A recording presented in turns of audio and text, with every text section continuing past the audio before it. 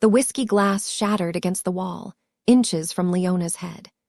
Jack's second-in-command lay dead at her feet, blood pooling across the marble floor of the private dining room, and Seoul's most feared mafia boss was staring at her with an expression that could either mean her salvation or her execution.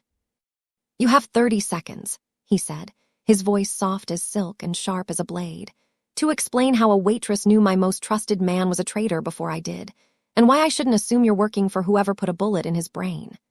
Leona's heart hammered against her ribs as she realized the terrible truth. She'd been so focused on exposing the betrayal that she'd never considered she might be framed for the murder. The security cameras were disabled. The murder weapon had her fingerprints. And the only man who could prove her innocence was currently bleeding out on the floor she'd mopped 1,000 times. 29 seconds. 28. She opened her mouth, knowing that her next words would either make her the most valuable asset Jack had ever possessed, or the next body dumped in the Han River. "I know who really killed him," she whispered, "and they're standing right behind you." In the glittering heart of Seoul, where neon lights mask the shadows and power is measured not in wealth but in secrets, two worlds exist in careful balance. There's the Seoul that tourists see, the K-pop billboards, the bustling markets, the pristine corporate towers reaching toward heaven. And then there's the Seoul that operates beneath, where empires are built on loyalty and blood, where a whispered word can topple kingdoms, and where the wrong truth spoken to the wrong person can make you disappear like smoke in winter air. This is a story about power and powerlessness, about the invisible people who serve the visible elite, and about what happens when someone decides that silence is a luxury they can no longer afford. It's about Leona, a waitress who learned that watching and listening could be just as dangerous as speaking, and Jack, a mafia boss who discovered that the most valuable intelligence sometimes comes from the most unexpected sources. But before we descend into this world of dangerous truths and costly choices, I need you to do something. If you're already captivated by what's about to unfold, hit that subscribe button right now. This story lives and breathes because of readers like you. Drop a comment below telling me what you think will happen to Leona. Will she survive her dangerous gamble, or will her conscience be her downfall? And if you believe others need to hear this story, share it. Stories about courage in the face of impossible odds deserve to be told, retold, and remembered. Now, let's step into the Golden Phoenix restaurant on that fateful night when everything changed. Let's watch as a woman who'd spent 2 years being invisible finally decided to be seen. Let's witness the moment when Leona approached table 7 with trembling hands and a truth that would reshape both their destinies. Because some silences, once broken, can never be restored. And some truths, once spoken, change everything. Leona had perfected the art of being nobody. It was a skill honed over 2 years of serving Seoul's elite at the Golden Phoenix restaurant, the ability to move through space like air, present but unnoticed, essential but invisible. She'd learned early that people spoke freely around service workers, as if the uniform rendered her deaf or perhaps simply irrelevant. Secrets spilled over soju and bulgogi, confessions whispered between courses, deals struck over dessert while she refilled water glasses with steady, unremarkable hands. Tonight felt different, though. Tonight, the weight of everything she'd observed over 24 months pressed against her chest like a stone. The evening shift had started routinely enough. Leona arrived at 5:30, changing into her standard black uniform in the cramped employee locker room that smelled perpetually of kimchi and industrial detergent. The Golden Phoenix embroidered on her chest, the restaurant's symbol of rebirth and prosperity, was faded from countless washings, its threads loose and fraying. Much like her own sense of purpose, she thought, though she quickly dismissed self-pity. There was no room for it in her carefully structured life.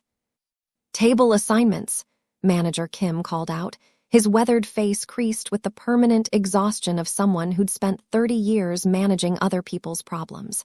He distributed the evening sections with the arbitrary authority of a minor deity. "Leona, you've got the back corner, tables 6 through 9. Her heart skipped. Table 7. She'd been hopping for it, planning for it, but now that the moment had arrived, fear and determination warred in her stomach. "Thank you, Manager Kim," she said, her voice betraying nothing. The dining room gleamed under carefully positioned lighting. warm enough to be inviting, dim enough to suggest discretion. The Golden Phoenix catered to a specific clientele: business executives conducting deals that required privacy, politicians meeting constituents they couldn't be publicly associated with, and others whose business was best conducted in shadows. The restaurant's reputation was built on excellent food and absolute discretion. What was said at the Golden Phoenix stayed at the Golden Phoenix, which made it the perfect venue for Seoul's underworld to conduct its affairs. Leona moved through her opening tasks with practiced efficiency, folding napkins into perfect cranes, ensuring each table setting was geometrically precise, checking that the private screens, decorative panels carved with dragons and phoenixes, were positioned to maximize privacy without suggesting anything untoward. She was good at her job, competent, reliable, forgettable. Exactly as she'd intended to be. The first customers arrived at 6, a young couple celebrating an anniversary, their happiness almost painful in its innocence. Leona served them with genuine warmth, recommending the house special, refilling their tea before they needed to ask. This was the legitimate side of the Golden Phoenix, the face it presented to regular patrons who had no idea what transpired in the back corners after dark. By 7 o'clock, the restaurant had filled with its usual Thursday evening crowd. Leona recognized most of them, the regulars whose patterns she'd memorized, whose preferences she could anticipate, whose conversations she'd learned to hear without appearing to listen. There was Mr. Park, the banking executive who always ordered the same thing and always left exactly 15% tip, no more, no less. At table 12 sat the actress whose face graced billboard advertisements across Seoul, but whose real name Leona had heard her give to her married lover during hushed phone calls in the restroom. Table 4 hosted 3 junior prosecutors celebrating a conviction, their laughter too loud, their confidence too fragile, unaware that the man they just sent to prison was connected to forces that would make their careers very difficult going forward. Leona served them all with the same pleasant efficiency, her mind cataloging, calculating, preparing.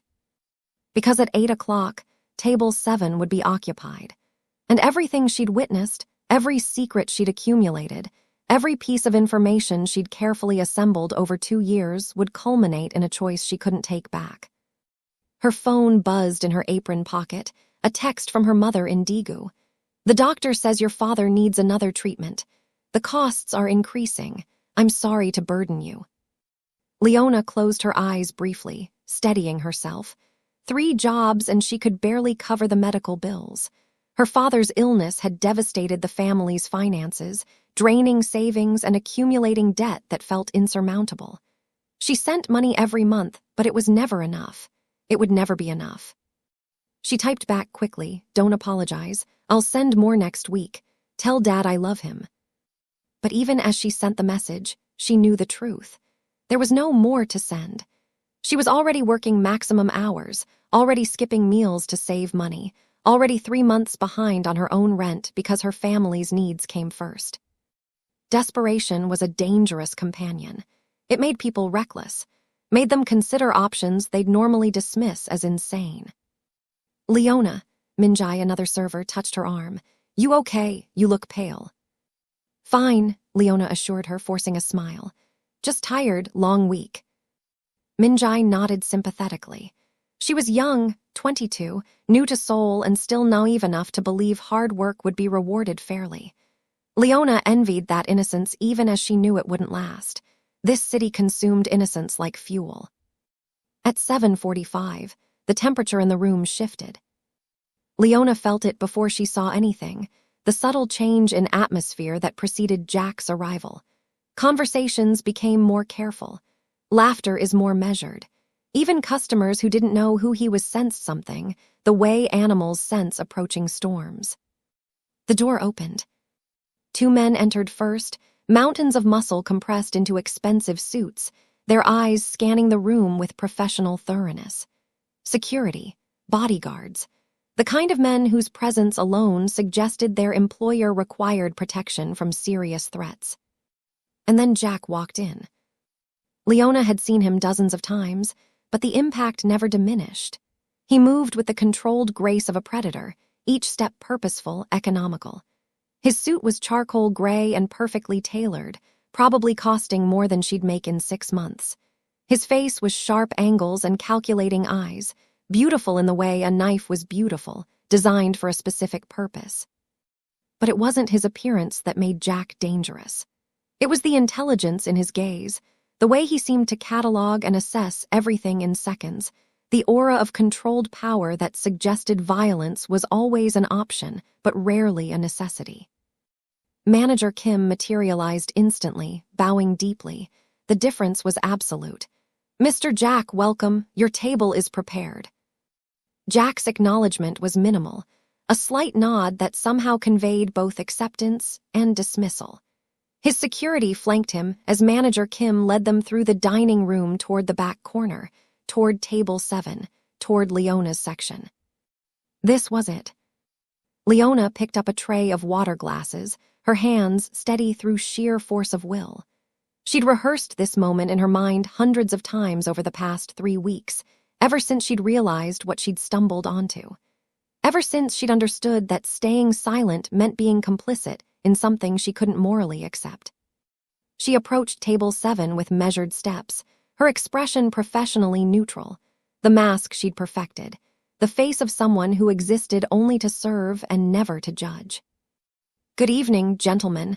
Welcome to Golden Phoenix." Her voice was steady, pleasant, utterly unremarkable. Jack's eyes lifted to meet hers, and for a heartbeat, Leona felt the full weight of his attention. It was like standing in a spotlight, every flaw and hidden thought suddenly visible. She maintained eye contact for exactly the appropriate duration, long enough to be respectful, not long enough to be challenging, then shifted her focus to the table setting. "Water for now," Jack said, his voice smooth and cultured. "We're expecting others." "Of course, sir. I'll return when your party is complete." She placed the water glasses with precise movements, aware that Jack's security had positioned themselves at adjacent tables, their backs to walls, their sight lines covering every entrance and exit. This was standard procedure for Jack's visits. The restaurant had become accustomed to it. Leona retreated to her station, her heart hammering against her ribs. 20 minutes until his associates arrived. 20 minutes to find her courage or lose her nerve. 20 minutes to decide whether doing the right thing was worth potentially destroying her life. She thought about her father's medical bills. She thought about the disappeared women from the warehouse district whose faces haunted her dreams. She thought about all the times she'd witnessed injustice and done nothing because she was powerless, invisible, nobody. At 8 o'clock precisely, 2 more men arrived for table 7. Leona recognized the type immediately, one older, authority radiating from his formal handbag, one younger, nervous energy evident in every fidgeting gesture. She delivered menus, took drink orders, played her role with practiced perfection while her mind raced through final calculations. This was the meeting where decisions would be made. This was where Jack would discuss the warehouse conflicts, the territorial disputes, the response to what he believed was a challenge from a rival organization. And this was where Leona would either speak or stay silent forever. The choice crystallized in her mind with sudden, terrifying clarity. She'd spent 2 years being invisible, 2 years watching the powerful make decisions that affected the powerless, 2 years convincing herself that survival required silence. But what was survival worth if it meant abandoning every principle she'd ever held? Leona took a deep breath, picked up a fresh pot of tea, and made her decision. She would speak. She would tell Jack the truth he needed to hear, the truth no one else dared tell him. And whatever happened next, whether he believed her or eliminated her, whether she saved lives or destroyed her own, at least she would know she'd tried. At least she would matter, even if only for a moment. The teapot felt heavy in her hands as she walked toward table 7, toward destiny, toward the end of invisibility and the beginning of whatever came after. Her heart hammered, her hands trembled slightly. But her resolve was absolute. Tonight, the waitress will speak, and Seoul's most dangerous man would have to listen. The neon sign of the Golden Phoenix restaurant flickered against the rain-slicked streets of Seoul's Gangnam district. Leona pushed through the heavy wooden doors, shaking water from her umbrella as the familiar scent of sizzling bulgogi and fermented kimchi enveloped her. She was 20 minutes early for her shift, but that was intentional. Early meant first pick of the station assignments, and she needed Table 7 tonight. Table 7 sat in the corner, partially obscured by a decorative screen of carved dragons. It was the table Jack always requested when he came for his weekly meetings. The table where secrets were traded like currency, where men spoke in hushed tones about things that made other servers suddenly remember they had tasks in the kitchen. "You're keen tonight," observed Manager Kim, a weathered man whose eyes had seen too much to be surprised by anything. He was counting bills at the hostess stand, his fingers moving with practiced efficiency. "Rent's due next week," Leona lied smoothly, tying her apron with quick, efficient movements. The black fabric was worn soft from countless washings. The restaurant's Golden Phoenix emblem faded to a ghost of its former brightness. Manager Kim grunted, unconvinced but uninterested in pressing further. "Table 7 is yours. They called ahead, 8 o'clock. Leona's heart performed an irregular rhythm against her ribs, but her face remained carefully neutral. "Understood." The restaurant began filling as evening descended upon the city. Businessmen in crisp suits occupied the center tables, their laughter too loud, their ties loosened after long days of corporate warfare. A family with 2 young children took residence near the window, the mother already looking exhausted as she tried to corral her energetic sons. Regular customers nodded at Leona as she moved through the space with the grace of someone who had learned to become invisible while remaining attentive. At 7:45, the temperature in the room seemed to drop several degrees. The door opened and 3 men entered. The first 2 were mountains of muscle compressed into expensive black suits, their eyes constantly scanning, cataloging threats with mechanical precision. Security, enforcers, the type of men who broke bones as casually as others broke bread. Between them walked Jack. He moved like a liquid shadow, each step deliberate and controlled. His suit was charcoal gray, perfectly tailored to his lean frame, with a black silk shirt underneath that probably cost more than Leona made in 3 months. His hair was swept back from his face, revealing sharp cheekbones and eyes that seemed to absorb light rather than reflect it. He was beautiful in the way a knife was beautiful, elegant, dangerous, designed for a specific purpose. The restaurant's ambient chatter didn't stop, but it changed. Conversations became more careful, laughter more subdued. Everyone felt the shift in atmosphere, even if they couldn't name its source. Manager Kim appeared as if summoned, bowing deeply. "Mr. Jack, welcome. Your table is prepared." Jack's acknowledgement was barely a nod, but it was enough. The 2 security men flanked him as Manager Kim led them toward Table 7, toward Leona's section. She approached with a tray of water glasses, her posture perfect, her expression pleasantly neutral, the mask she'd perfected over 2 years of serving Seoul's elite and underworld alike. "Good evening. Welcome to Golden Phoenix." Jack's eyes lifted to meet hers, and for a moment, Leona felt the full weight of his attention. It was like standing before a predator that was deciding whether you were prey or simply beneath notice. "Water for now," he said, his voice smooth and cultured, with the faintest trace of an accent that suggested international education. "We're expecting 2 more." "Of course." Leona placed the glasses with steady hands, aware that the 2 security men had positioned themselves at adjacent tables, their backs to the walls, their sight lines covering every entrance and exit. She retreated to her station near the kitchen entrance, organizing menus she'd already organized twice, trying to calm the adrenaline singing through her veins. This was what she'd been waiting for, what she'd been planning for. But now that the moment had arrived, doubt crept in like fog through an open window. What if she was wrong? What if the information she'd gathered was incomplete, distorted by fear and rumor? What if speaking the truth didn't save anyone, but simply added her name to a list of problems that needed eliminating? At 8 o'clock, 2 more men arrived. One was older, perhaps in his 60s, with silver hair and the bearing of someone accustomed to authority. He wore a traditional hanbok in deep navy, the formal attire making a statement about tradition and respect.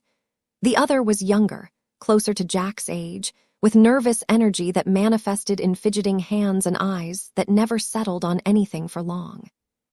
Leona delivered menus, took drink orders, whiskey for the older man, beer for the nervous one, nothing for Jack. She noted their positions, the way Jack sat with his back to the wall, the way the older man deferred to him despite the age difference, the way the younger man seemed ready to bolt at any moment. "The usual to start," Jack said without opening his menu, "and bring the private reserve soju." The private reserve, that meant serious business. That meant this meeting mattered. Leona returned with appetites and alcohol, setting dishes with choreographed precision while her ears absorbed every word spoken at the table. They were discussing territory, specifically, a warehouse district near the Han River that had recently become contested ground.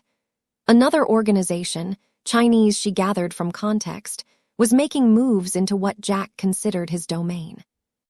"They're testing boundaries," the older man said, pouring soju into small glasses with ritual care. "Seeing how we respond." "Then we respond decisively," Jack replied, his tone suggesting this was not a subject open for debate. "No one takes what's mine without paying the price." The nervous young man cleared his throat. "What about the police investigation? The detective, the one who's been—" "Handled," Jack interrupted, the single word carrying finality. "He's discovered that his career advancement depends on looking in other directions." A chill traveled down Leona's spine. She knew which detective they meant. Detective Park, who'd been investigating a series of disappearances in the warehouse district. Young women, mostly immigrant workers, who'd simply vanished like smoke. The papers had covered it for a week before other news pushed it aside, the way uncomfortable stories always seem to disappear in this city if they implicated the right people. She cleared empty plates, replaced them with main courses, galbi and japchae, bibimbap and steamed fish. She poured more soju, her hands steady even as her mind raced. This was it. This was the moment the universe had conspired to create. She had information Jack needed, information that could prevent a war, information that would save lives. But delivering that information meant revealing she'd been listening, meant admitting she understood more than a simple waitress should, meant stepping out of the shadows and into the sight line of a man who eliminated problems with ruthless efficiency. The older man excused himself to use the restroom. The nervous young man stepped outside to smoke, leaving Jack alone at the table for perhaps 90 seconds. 90 seconds that would determine whether Leona lived up to her convictions or let cowardice keep her silent. She approached the table with a fresh pot of tea, her heart hammering so hard she was certain he could hear it. "More tea, sir." Her voice was steady, professional. "Please." Jack was reviewing something on his phone, his attention divided. Leona poured, then spoke, her voice barely above a whisper. "The Chinese aren't testing your boundaries." Jack's fingers stilled on his phone. Slowly, deliberately, he set it face down on the table. His eyes lifted to meet hers, and Leona felt the full force of his focus like a physical weight. The restaurant noise seemed to recede, as if the world had narrowed to just this table, this moment, this dangerous gamble. "Excuse me." His tone was soft, dangerous, the verbal equivalent of a blade sliding from its sheath. Leona's instinct screamed at her to apologize, to laugh it off as a misunderstanding, to retreat into the safety of subservience. Instead, she met his gaze directly. "The warehouse conflicts, the Chinese organization, they're not testing you." She kept her voice low, controlled, even as terror and determination warred in her chest. "Someone inside your organization is making it look that way. They want you to start a war with the Chinese so you'll be too distracted to notice they're stealing from you." For 3 heartbeats, Jack said nothing. His expression didn't change, but something shifted in his eyes, a recalculation, a reassessment. He was looking at her now, truly seeing her for the first time, and Leona realized with crystal clarity that she had just altered the trajectory of her life in ways she couldn't predict or control. You have 20 seconds to explain how a waitress knows about my business, Jack said quietly. Before I decide you're either a spy or a threat. Leona set the teapot down with exaggerated care, buying herself a moment to breathe. This was the precipice. Jump or retreat. There was no middle ground. I listen, she said simply. People forget servers are in the room. They forget we have ears and minds. I've worked here for 2 years and I've heard things, pieced things together. She paused, then took the final leap. You're second in command, the one with the wife in Busan and the gambling problem he thinks no one knows about. He's been meeting with a man from the Chinese organization. I've seen them together at a coffee shop 3 blocks from here. Tuesday mornings, 9 o'clock. Jack's expression remained unreadable, but his hand moved almost imperceptibly, a gesture so subtle Leona almost missed it. Within seconds, one of the security men materialized at the table's edge. Sir, find out what our waitress friend does when she's not serving tea, Jack murmured, never breaking eye contact with Leona. Where she lives, who she knows, whether she has family in the city. I want her entire life story on my desk within an hour. The security man nodded and disappeared with the same efficiency with which he'd arrived.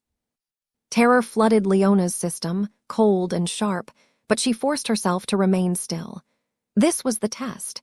Show fear now and he'd dismiss everything she said as the desperate invention of someone seeking attention or advantage. Show strength and maybe, he'd listen. My name is Leona. I live in a studio apartment in Mapogu that I share with 2 other women who work in retail. My family is in Daegu, and I send them money every month because my father's medical bills are expensive. I have no criminal record, no political affiliations, and no agenda except that I'm tired of watching bad people get away with things because everyone's too afraid to speak up. A ghost of something, surprise, respect, amusement, flickered across Jack's features. Brave or foolish, I haven't decided which yet. Does it matter? Leona asked, finding her courage in the moment's surreality. The information is either useful or it isn't. Information from an unreliable source is worse than no information, Jack countered. It's dangerous, gets people killed. Then verify it, Leona said. Watch your second in command next Tuesday at 9. Send someone to the coffee shop on Yongdyungpo Street, the one with the blue awning. See if I'm lying. The older man returned from the restroom, his expression shifting from neutral to confused as he registered the tension at the table.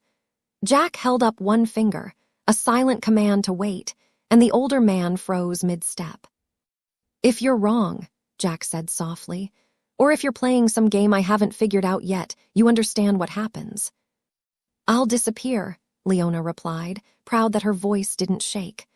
Like the women from the warehouse district, like anyone who becomes inconvenient. Something dark flashed in Jack's eyes, anger perhaps or recognition. You think you know me. I think I know what you're capable of, Leona said. But I also think you have rules, standards. I think you care about loyalty, and betrayal from someone close would offend you more than someone from outside challenging your territory. I think that's why this information matters. Jack leaned back in his chair, studying her with an intensity that made Leona feel like an insect under glass. The restaurant continued its evening rhythm around them, clinking dishes, muted conversations, the sizzle from the kitchen. But at table 7, time seemed suspended. You've made yourself memorable, Jack finally said. That's unwise in my world. Memorable people attract attention. Attention is dangerous. More dangerous than staying silent while something preventable happens, Leona challenged, surprising herself with her boldness. Jack's laugh was short and sharp, almost like a bark. Idealistic, that's refreshing. He picked up his phone, typed something rapidly, then set it aside. Here's what happens next. You finish your shift, you go home. You forget this conversation happened. Meanwhile, I will verify your information. If you're correct, we'll have another conversation. If you're lying, we won't, but you'll wish we had. It was a dismissal and a threat and possibly a promise, all wrapped together. Leona bowed slightly, the respectful gesture of a server to a customer, and turned to leave. Leona, Jack's voice stopped her mid-step. She turned back to find him watching her with an expression she couldn't decipher. Why? Why risk this? The question hung in the air between them, weighted with genuine curiosity beneath the danger. Leona considered lying, crafting an answer that would make her seem smart or calculating or self-interested in a way he'd understand. Instead, she told him the truth. Because someone has to, she said simply. Because those women who disappeared, they were people. They mattered. And if no one with any power cares about that, then what's the point of any of this? She gestured vaguely, encompassing the restaurant, the city, the whole intricate web of criminal enterprise and legitimate business that existed in careful balance. For a long moment, Jack said nothing. Then he nodded, just once, a gesture so small it might have been imaginary. Leona returned to the kitchen, her legs shaking now that the adrenaline was fatting. She leaned against the prep counter, breathing deeply, trying to process what had just happened. "You okay?" asked Minjai, another server loading her tray with desserts. "You look like you've seen a ghost." "Just tired," Leona managed. "Long day." Through the kitchen door's window, she could see table 7. Jack was speaking with the older man, his expression calm and controlled, giving away nothing of their earlier exchange. The nervous young man had returned, oblivious to the shifting currents beneath the evening's surface. Leona finished her shift in a daze, going through the motions of service while her mind raced through every possible outcome. By the time she hung up her apron and stepped out into the cool night air, exhaustion had settled into her bones. The street was quieter now, the late-night crowd replacing the dinner rush. Neon signs painted the wet pavement in shades of pink and blue and electric yellow. Leona pulled her jacket tighter and started walking toward the subway station. She'd made it half a block when a black sedan pulled up beside her, its windows tinted dark enough to be illegal. The rear door opened, and one of Jack's security men gestured for her to get in.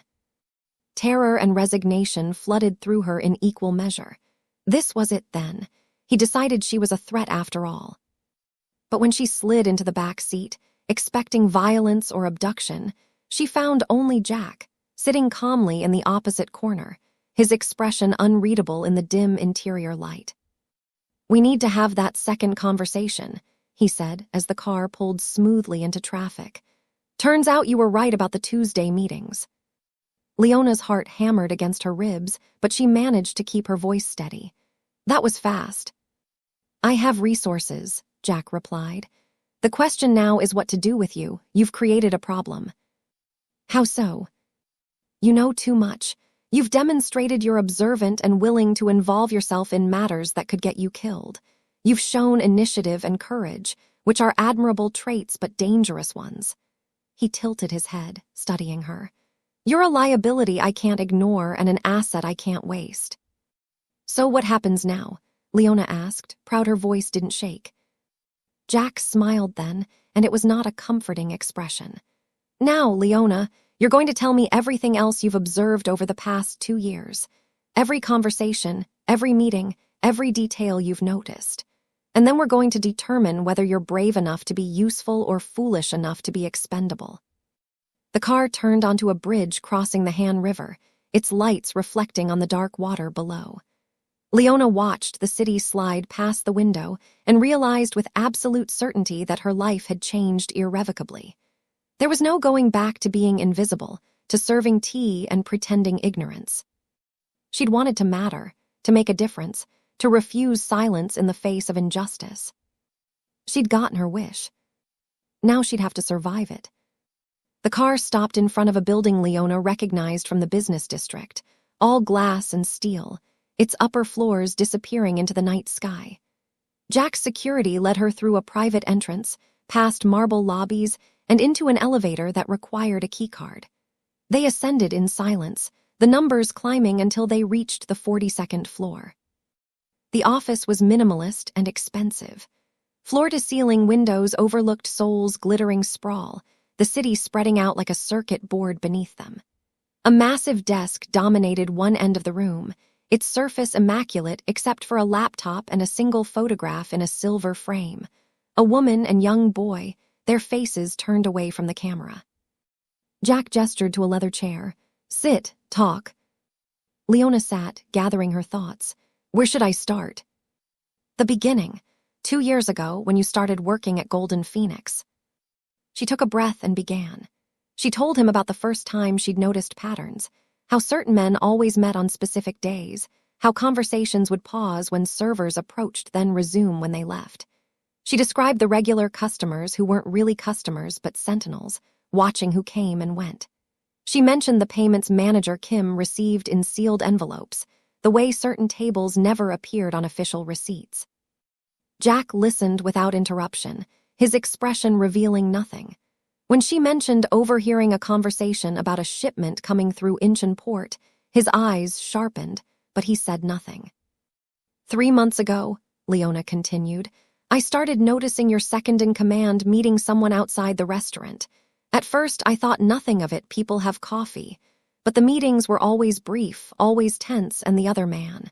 She paused, choosing words carefully. He had the bearing of someone important, someone dangerous. You followed them. Once, Leona admitted. I told myself I was being paranoid, but something felt wrong. They met at that coffee shop, talked for maybe 10 minutes, and your man passed him an envelope. The other man looked satisfied in a way that made my stomach turn. Jack stood, moving to the windows. The city lights reflected in the glass, creating a double image, soul real and soul reflected, existing simultaneously. What made you think it was connected to the Chinese organization? A conversation at table 7, 6 weeks ago, 2 men discussing territorial disputes near the warehouses.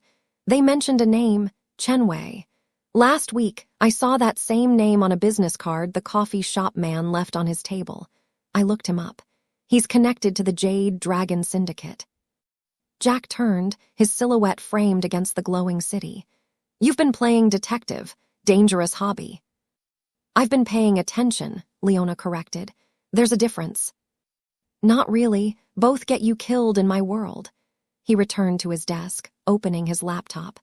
Your instincts were correct.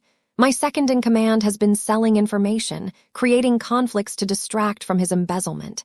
He's been stealing from me for 8 months. What will happen to him? Jack's smile was cold. Nothing pleasant, but that's not your concern anymore. What is my concern? Staying alive, staying useful. He closed the laptop. You've demonstrated value, Leona. Now we are discussing terms. Leona gripped the chair's armrest. What kind of terms? Jack circled his desk like a predator assessing prey. You can't return to Golden Phoenix. Too many people saw us talking, and once I handle my second-in-command, questions will be asked. Associates will wonder how I discovered his betrayal. Your continued presence there makes you a target. Ice flooded Leona's veins.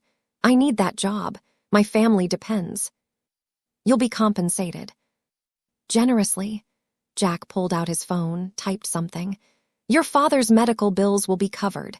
Your family in Daegu will receive monthly payments exceeding what you currently send. You'll have a new apartment, better than your current shared studio. In return, you work for me. Doing what? Leona's voice was smaller than she intended.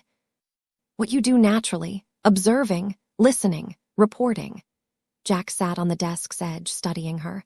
I have legitimate businesses, restaurants, real estate, import companies. They all need staff. You'll work at various locations, moving every few months. Your real job is being my eyes and ears. People talk around service workers. You've proven you understand what matters. You want me to spy for you. I want you to survive while being useful. Consider it career advancement with better benefits. His tone was sardonic but not unkind. The alternative is problematic for both of us. You know too much to simply walk away, but you're too valuable to waste. This arrangement benefits everyone. Leona's mind raced through her limited options. Refuse and disappear. Accept and become complicit in things she'd morally opposed her entire life. And if I say no, then I ensure your family's safety and comfort while you take an extended vacation somewhere rural and isolated. You won't be harmed, but you won't be free either. I can't have you sharing what you know with police or rivals. Imprisonment or collaboration. Some choice. Yet beneath the threat, Leona sensed something else, genuine interest in her capabilities, perhaps even respect. Jack didn't seem like someone who made offers to people he considered worthless. "How long?" she asked. "The arrangement, indefinite, until circumstances change or you prove unreliable." Jack stood, retrieving a business card from his desk drawer. "Think tonight. Call this number tomorrow with your decision. Don't overthink it, Leona. Life rarely offers perfect choices, only lesser evils." The car ride home was silent. Leona's mind churned with possibilities and consequences. When they dropped her off at her apartment building, the security man handed her an envelope. "From Mr. Jack. Consider it advance payment, regardless of your decision." Inside was more cash than she'd make in 6 months at Golden Phoenix. Her roommates were asleep when she entered. Leona sat on her narrow bed, staring at the money, the business card, the remnants of her normal life. She'd wanted to matter, to make a difference. Now she had that opportunity, twisted into a shape she'd never imagined. She thought of her father's medical bills, the way her mother's voice shook when discussing money. She thought of those disappeared women, the injustices that flourished in silence. She thought of Jack's cold efficiency and the dangerous world she'd glimpsed. By dawn, she'd made her decision. At 9 o'clock, she called the number. "I accept," she told the voice that answered, "but I have conditions." There was a pause, then low laughter. "Mr. Jack said you would. He's waiting." Leona's first assignment came 3 days later. A high-end restaurant in Gangnam, all black marble and crystal chandeliers, where politicians dined alongside business executives and the city's powerful elite. Her role was simple: hostess by day, observer always. "Remember," Jack had told her during their second meeting, "you're looking for inconsistencies, conversations that stop abruptly, people who meet regularly but pretend they don't know each other, money changing hands in unconventional ways." "Like at Golden Phoenix," Leona had replied. "Exactly, except here the stakes are higher. These aren't street-level operators. These are people who shape policy, move millions, destroy lives with phone calls." His gaze had been intense. "One mistake here costs more than money. Understand." She'd understood. The restaurant was called Eclipse, and its manager was a sharp-eyed woman named Director Yoon, who ran operations with military precision. Leona introduced herself as a transfer from another property in Jack's portfolio, not entirely a lie. Director Yoon asked a few questions, which told Leona that she understood more about her new hostess's real purpose than she acknowledged. The first week passed with careful observation. Leona learned the regular customers' names, their preferences, their patterns. The prosecutor who always sat facing the entrance. The banker who paid in cash despite obvious wealth. The city councilman who met a different woman each Thursday, none of them his wife. On her 8th day, she noticed something unusual. A man in his 50s, distinguished in a charcoal suit, met 3 different people across 3 consecutive nights. Each meeting lasted exactly 45 minutes. Each guest arrived separately, left separately, and none acknowledged knowing the others. The meetings themselves seemed cordial. Wine was shared, food consumed, laughter exchanged. But Leona noticed the manila envelopes that changed hands beneath the table, the tension in the guests' shoulders, the way the man in charcoal would check his watch precisely at the 40-minute mark. She documented everything in the coded notes Jack had taught her, using innocuous restaurant terminology that would mean nothing to casual observers. Then she sent her report through the secure app on the new phone he'd provided. His response came within an hour. "Good eye. Continue monitoring." The following week, Leona was reassigned to a lounge in Itaewon, then a private dining establishment in Jongno. Each location offered different insights into Jack's vast network. She began understanding the architecture of his organization, legitimate businesses providing cover for less legitimate activities, information flowing through channels that seemed random but were actually precisely orchestrated. She met others like herself too, a bartender who was really a financial analyst, a valet who had a degree in computer science, a coat check attendant who spoke 6 languages. Jack's organization ran deeper than she'd imagined, built on intelligence as much as intimidation. One evening, A month into her new life, Jack summoned her to his office again. "You've done well," he said without preamble. "Better than expected. The man you identified at Eclipse was facilitating bribes between a construction company and city officials. We've acquired leverage over several useful people thanks to your observations." "Leverage," Leona repeated carefully. "You mean blackmail?" "I mean insurance. In this world, information is currency. Power, protection." Jack poured 2 glasses of whiskey, sliding one across the desk. "You're learning fast, but you still think in black and white, good and evil, legal and illegal. Those distinctions matter." "They do," Jack agreed, surprising her. "But not the way you think. I've done terrible things, Leona. I'll do more before I'm done. But I also have codes, lines I don't cross. The women who disappeared from those warehouses, that wasn't my organization. That was something else, something I'm working to eliminate because it's bad for business and worse for my conscience." Leona sipped the whiskey, its burn matching the confusion in her chest. "You have a conscience." "Everyone does. Some just ignore it more successfully than others." The raid happened on a Tuesday. Leona was working at a small restaurant in Seongdong when the news broke. Police had stormed a warehouse complex near the Han River, the same location connected to the missing women. 23 people were arrested, including several officials. Evidence of human trafficking, forced labor, connections to international smuggling operations. Her phone buzzed. Jack's message was characteristically brief. "Your information helped make this possible." Leona's hands shook as she served lunch to oblivious customers. She'd mentioned those warehouses weeks ago during one of her reports, noting suspicious activity patterns.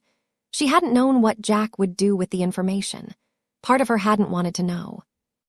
Now women were safe. Criminals were facing justice, and she'd played a role in making it happen. But at what cost? What compromises had been made? What deals had Jack struck with which authorities? That evening, he called her to his office again. This time, another man was present, older, with gray hair and the weathered face of someone who'd spent decades navigating dangerous waters. "Leona, this is Mr. Kang. He handles my security operations." Jack gestured to the empty chair. "Sit. We need to discuss your safety."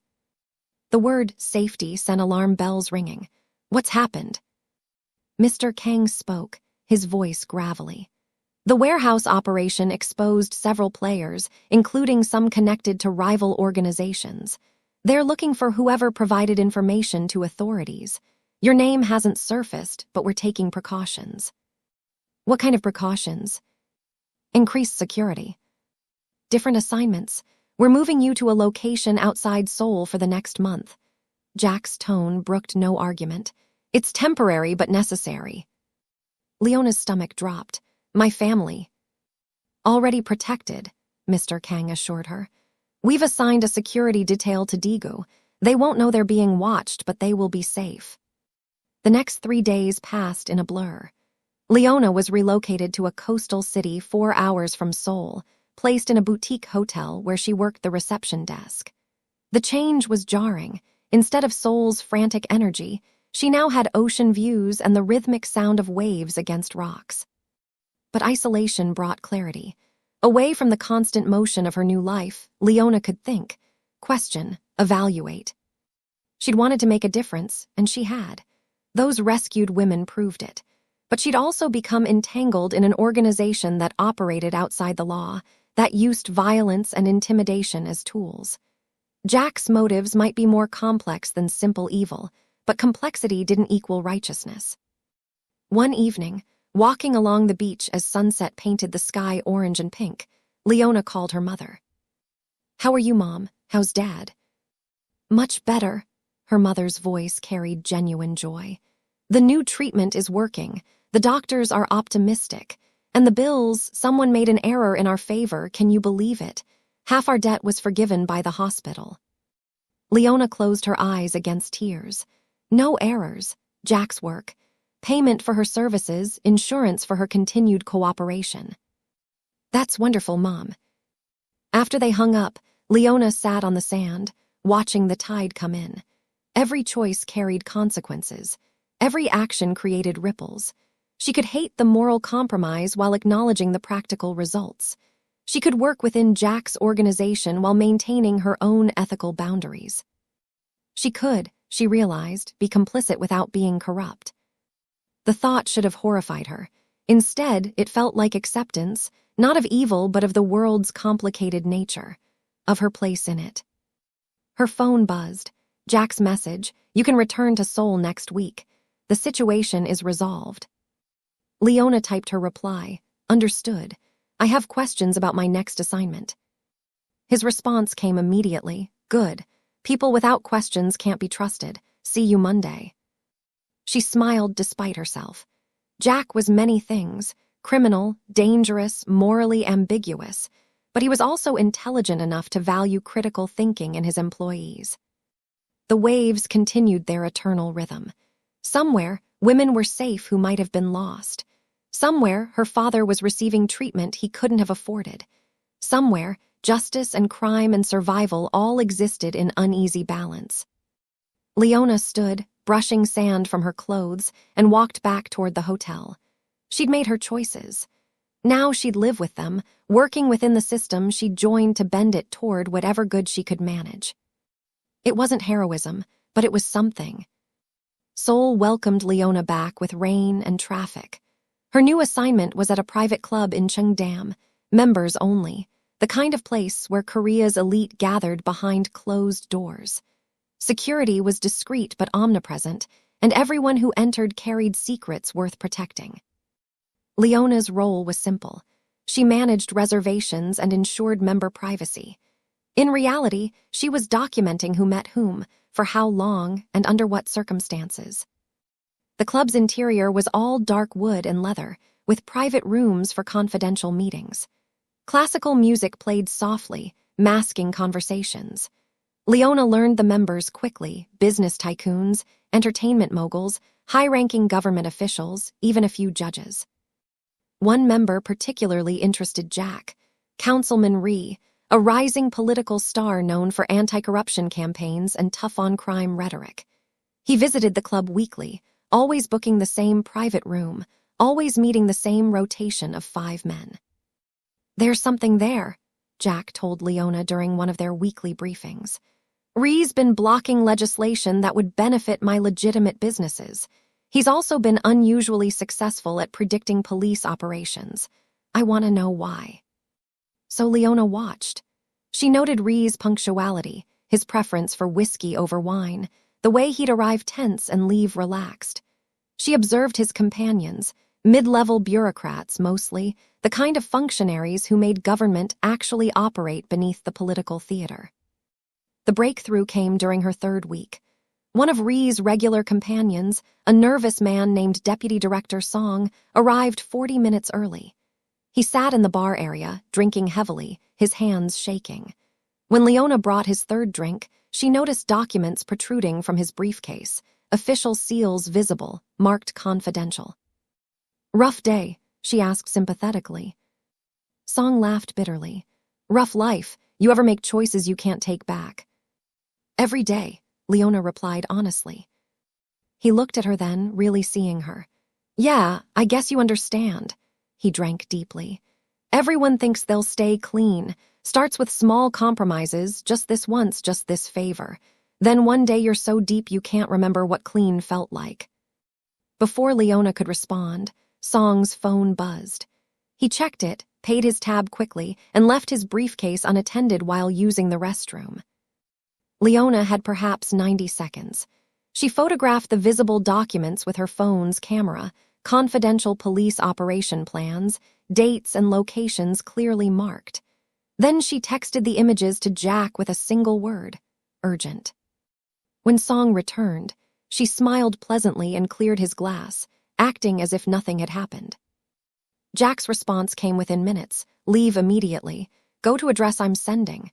Now." The urgency sent adrenaline spiking through her system. Leona informed her supervisor of a family emergency and left through the service exit. A car was already waiting, Jack's security man behind the wheel. They drove to a different office, this one in a nondescript building in Mapo. Jack was waiting with Mr. Kang and two other men Leona didn't recognize, government types, she guessed, from their conservative suits and careful expressions. "Is intelligence?" one asked, examining Leona's photographs on a tablet. "It is," Jack confirmed. "Councilman Rhee has been selling operational information to organized crime," the other government man said, his voice tight with anger. "These documents prove it. Dates match perfectly with compromised operations." "What happens now?" Leona asked. The two government men exchanged glances. "Now we have a problem. Rhee has powerful friends. Direct exposure could cause political instability. We need to handle this carefully." Jack's expression was unreadable. Carefully, meaning Rhee survives politically while others take the fall. "Meaning we use this leverage appropriately. Rhee will cooperate going forward, becoming an asset rather than an obstacle." The government man looked at Jack meaningfully. "Your legislative concerns will be addressed. The councilman will discover new perspectives on business regulation." "Blackmail," Leona said, the word tasting bitter. "Insurance," Jack corrected, echoing their previous conversation. "Rhee keeps his position, we gain influence, and the corruption stops. Everyone wins. Except the people who deserve to know their elected officials are dirty." The room fell silent. The government men looked uncomfortable. Mr. Kang studied his phone. Jack simply watched Leona, his expression thoughtful. "You're right," Jack finally said. "It's not justice, it's pragmatism. But in this world, pragmatism keeps people alive and systems functioning. Pure justice would mean exposing Rhee, which would expose his connections, which would implicate dozens of officials, which would paralyze the government for months. Is that better?" Leona had no answer. The question was genuine, not rhetorical, and she realized Jack was actually interested in her perspective. "I don't know," she admitted. "I just know this feels wrong." "Good," Jack replied. "The day it stops feeling wrong is the day you've lost something important." He turned to the government men. "We'll proceed as discussed, but I want guarantees. Rhee cooperates fully or we release everything." After the government men left, Jack poured whiskey for himself and Leona. "You did well tonight. That information prevents a lot of future problems." "While creating moral ones," Leona countered. "Always," Jack raised his glass. "Welcome to the world of difficult choices. It doesn't get easier." They drank in silence, two people navigating the murky waters between right and wrong, finding their way by uncertain light. The consequences of the Councilman Rhee situation rippled outward in unexpected ways. Within 2 weeks, 3 of Jack's competitors were arrested on corruption charges, the evidence mysteriously appearing in prosecutor hands. Legislation that had stalled for months suddenly moved forward. Jack's legitimate businesses flourished as regulatory obstacles vanished. But internally, tensions grew. Leona first noticed it during a meeting at Jack's office. Mr. Kang arrived with a younger lieutenant, someone she'd seen before but didn't know well. The lieutenant's name was T-Min, and he radiated barely contained aggression. "This partnership with the government is making us soft," T-Min argued, his voice tight. "We're becoming errand boys for bureaucrats instead of operating our own organization." "We're being strategic," Jack replied calmly. "Political connections provide protection. Protection enables growth. Protection enables complacency." T-Min leaned forward. "Half the men think you've lost your edge. They remember when we took what we wanted instead of negotiating for it." Jack's expression didn't change, but something cold entered his eyes. "What I want, T-Min, is sustainability. The old ways, violence, territory wars, constant police attention, those are dying strategies. The world changed. We change with it or disappear." After T-Min left, Mr. Kang spoke quietly. "He's been recruiting, quietly building support among younger members who think you've become too soft." "I know." Jack poured himself tea, his movements precise. "I've known for 3 weeks. The question is whether to eliminate the problem or use it." "Use it?" Leona asked. Jack smiled grimly. "T-Min represents old-school thinking, all violence, no subtlety. Let him make his play. When he fails, it demonstrates to everyone why the new approach works. Object lesson. And if he succeeds? Leona asked. He won't. Jack's confidence was absolute, but Leona detected something else beneath it, weariness, perhaps. The exhaustion of constantly staying 3 moves ahead. The challenge came 2 weeks later, though not in the form Leona expected. She was working at a gallery opening in Samsung, one of Jack's cultural investments, where art collectors mingled with society types over champagne and overpriced paintings. Her role was to ensure smooth operations while observing the guests.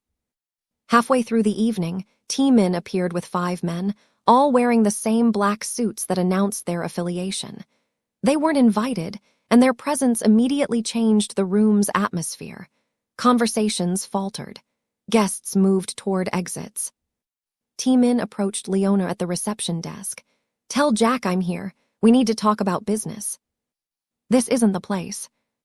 "Now I'm making it the place." His smile was cruel. "Or we can discuss matters more publicly. Your choice." Leona texted Jack, who arrived within 15 minutes. His security team came with him, matching T-Min's numbers. The gallery had become a standoff venue, with oblivious art patrons as audience. "You wanted to talk," Jack's voice was ice. "Talk." "The men want to return to traditional operations. Less politics, more direct action. They're tired of watching you play businessman while opportunities pass by." T-Min gestured to his companions. "We represent the organization's true heart, and we're asking you to step aside." "You're asking me to step aside." Jack's repetition made it clear how absurd he found the request. "In my own gallery, at my own event, you've confused confidence with stupidity, T-Min. I've seen weakness and decided to address it. You've gone soft. That waitress you keep around." T-Min gestured dismissively at Leona. "Using civilians for intelligence work instead of professionals. Negotiating with the government instead of owning it. These aren't signs of strength." Jack moved so quickly Leona barely registered the motion. One moment he was standing calmly, the next his hand was around T-Min's throat, slamming him against the gallery wall with enough force to crack the plaster. "That waitress has provided more valuable intelligence in 3 months than you've generated in 3 years, Jack said softly, his voice deadly calm despite the violence. "She's proven more loyal, more capable, and significantly smarter than you've ever been. So if your challenge to my leadership includes insulting her contributions, you've already lost." He released T-Min, who gasped for air while his companions reached for weapons they wisely didn't draw. "Here's what happens next," Jack continued, smoothing his jacket. "You and your supporters leave. Tonight, the city, ideally the country, I'm feeling generous, so I'm giving you that option. Refuse, and tomorrow the police discover evidence linking you to crimes you actually committed. Your choice." T-Min's face was purple with rage and humiliation, but he recognized defeat. He nodded curtly and left with his men, their exit marking the end of his rebellion. After they'd gone, Jack turned to the remaining guests, his smile returning as if nothing had happened. "My apologies for the interruption. Please continue enjoying the art. Champagne is on the house." Later, in his office, Jack poured whiskey while Leona processed what had happened. "You defended me," she said, still surprised. "I defended your value to the organization," Jack corrected, "though the principles aren't mutually exclusive." He handed her a glass. "T-Min was right about one thing: you're unusual in my world. Most people in your position would have taken the money and asked no questions. You ask every question. Challenge every decision. It's inconvenient and occasionally irritating and absolutely necessary." "Why necessary?" "Because someone needs to." Jack echoed her own words from their first conversation. "Power without perspective becomes tyranny. You provide perspective, even when I don't want it, especially then." Leona sipped her whiskey, understanding that something had shifted between them. Not friendship, the power imbalance prevented that. But mutual respect, perhaps, recognition of complementary strengths. "What happened to T-Min?" "He'll leave. He's too proud to stay after being humiliated and too smart to risk prison." Jack gazed out at the city lights. But others like him will emerge. They always do. Evolution versus tradition, that's the eternal conflict. Tonight we won a battle. The war continues. He was right, Leona knew. This world Jack inhabited was one of constant motion, constant challenge, constant adaptation. She'd become part of that world now, for better or worse. The question was whether she could maintain her principles while navigating its currents, or whether compromise would eventually erode everything she'd once believed. Time would tell. For now, she'd take it one day, one choice, one difficult decision at a time. It was all anyone could do. 6 months into her new life, Leona had become someone she barely recognized. She moved through Jack's world with practiced ease, reading situations and people with an instinct she'd developed through constant observation. She'd helped identify corruption, prevented violence, and provided intelligence that dismantled trafficking operations. Her contributions were valuable, recognized, and rewarded. And every night, she questioned whether she'd become exactly what she'd once feared. The crisis came on a Thursday. Leona was reviewing reports at a cafe in Gangnam when her phone buzzed with an urgent message from Mr. Kang. Family situation. Come immediately. Her heart stopped. She'd always known this moment might arrive, the moment when her involvement endangered the people she'd been trying to protect. The car ride to Jack's office felt eternal. When she burst through the door, she found Jack and Mr. Kang waiting, their expressions grim. "What happened? Is my family?" "Safe," Jack interrupted. "But threatened. Sit down, Leona, we have decisions to make." The story emerged in fragments. A rival organization, one of the Chinese syndicates Jack had been maneuvering against, had discovered Leona's identity. They'd learned about her family in Daegu and were planning to use them as leverage, kidnapping her father, demanding that Leona provide information about Jack's operations. "How long before they move?" Leona asked, her voice steadier than she felt. 24 hours, maybe less. They're watching your parents' apartment now." Mr. Kang showed her surveillance footage, 2 men in a car outside her childhood home, their presence obvious to anyone looking. "We can extract your family," Jack said. "New identities, relocation, full protection, but it means they disappear completely. No contact with extended family, no return to Daegu, no explanations about why they're leaving." "That's not a choice, that's destruction," Leona whispered. "My parents' entire life is in Daegu. Their friends, their community, my father's doctors. The alternative is worse." Jack's voice was gentle but firm. "These people don't make idle threats. If they take your father, they'll use him brutally. My medical condition be damned." Leona stood, packing the office. 6 months ago, she'd been a waitress trying to do the right thing. Now her actions had painted targets on her family's backs. The irony was devastating. "There's another option," she said slowly.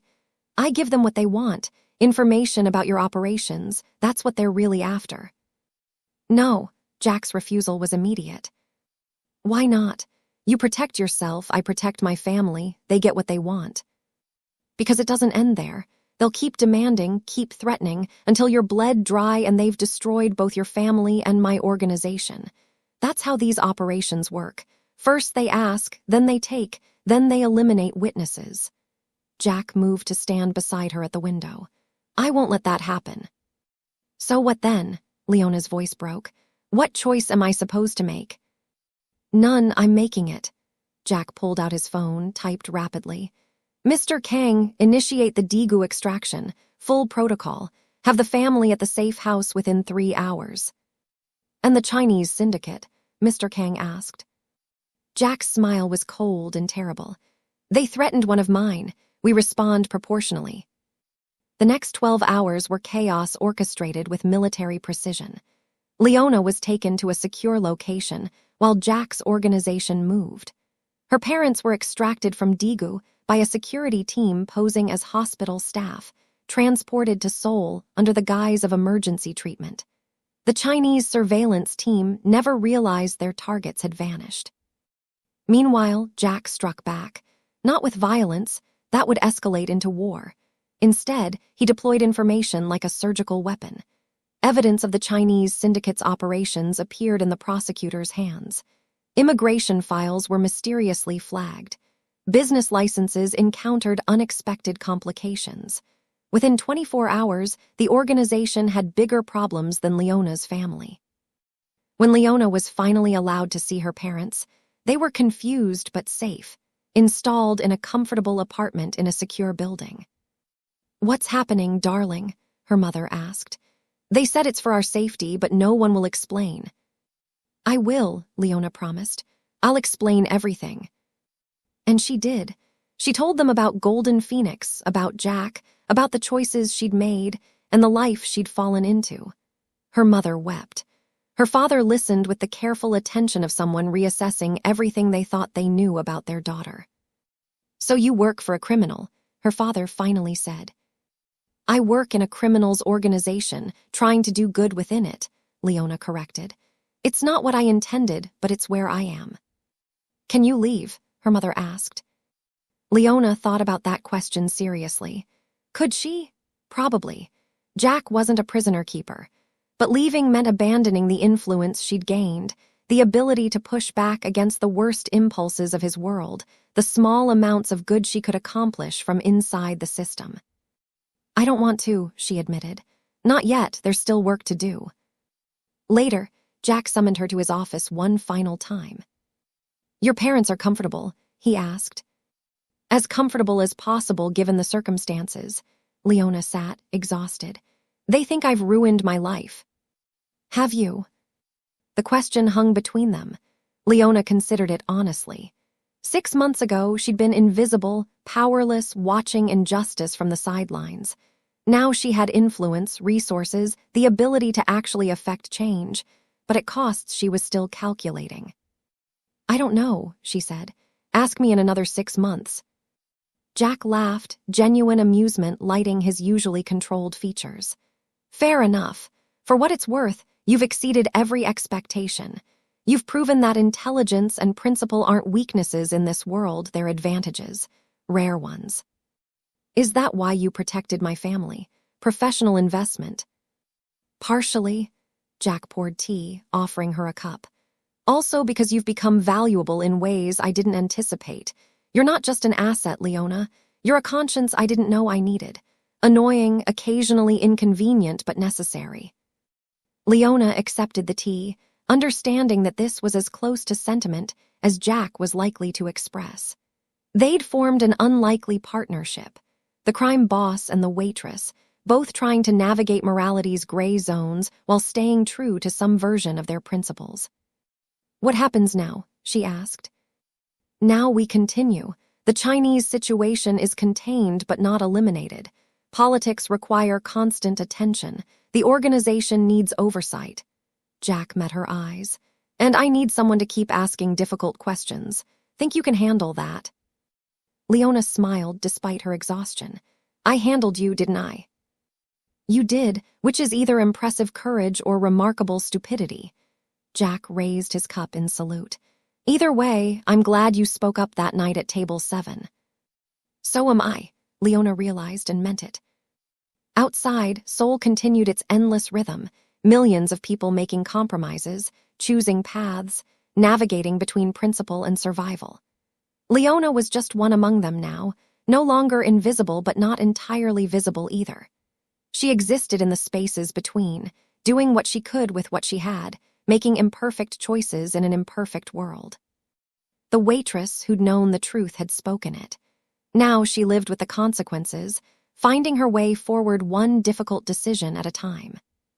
It wasn't the life she'd imagined, but it was hers, and she'd make it count.